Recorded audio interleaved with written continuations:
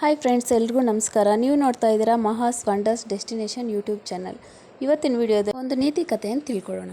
ಒಂದಾನೊಂದು ಕಾಲದಲ್ಲಿ ಒಬ್ಬ ಧರ್ಮನಿಷ್ಠ ರಾಜನು ತನ್ನ ರಾಜ್ಯದ ವಿಶಿಷ್ಟವಾದ ಸವಾಲನ್ನು ಒಡ್ಡಿದ್ದನು. ಯಾರು ಸತ್ಯದಿಂದ ತುಂಬಿದ ಜೀವನ ನಡೆಸುತ್ತಾರೋ ಅವರಿಗೆ ಅಪಾರ ಸಂಪತ್ತು ಮತ್ತು ಗೌರವವನ್ನು ನೀಡಲಾಗುತ್ತದೆ ಎಂದು ಅವರು ಘೋಷಿಸಿದರು. ಈ ಘೋಷಣೆ ಇಡೀ ರಾಜ್ಯದ ಸಂಚಲನ ಮೂಡಿಸಿದೆ.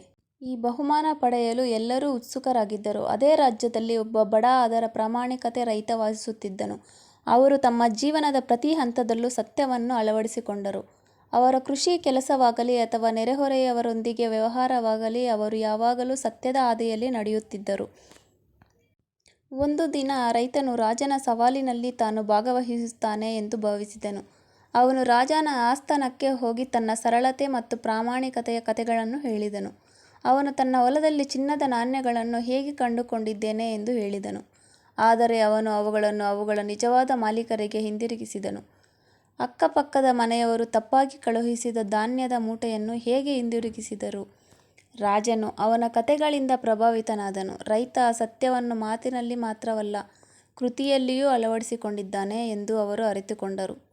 ರಾಜನು ಅವನಿಗೆ ಚಿನ್ನದ ನಾಣ್ಯಗಳು, ಹೊಸ ಭೂಮಿ ಮತ್ತು ರಾಜ್ಯದಲ್ಲಿ ಗೌರವಾನ್ವಿತ ಸ್ಥಾನವನ್ನು ನೀಡಿದನು ಮತ್ತು ಅವನ ಸತ್ಯತೆ ಮತ್ತು ಪ್ರಾಮಾಣಿಕತೆಯನ್ನು ಸಾಮ್ರಾಜ್ಯದಾದ್ಯಂತ ಪ್ರಶಂಸಿಸಲಾಗುವುದು ಎಂದು ಭರವಸೆ ನೀಡಿದನು.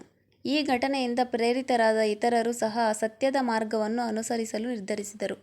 ಈ ಘಟನೆ ರಾಜ್ಯಾದ್ಯಂತ ಸತ್ಯ ಮತ್ತು ಪ್ರಾಮಾಣಿಕತೆಯ ಮಹತ್ವವನ್ನು ಸಾರಿತು.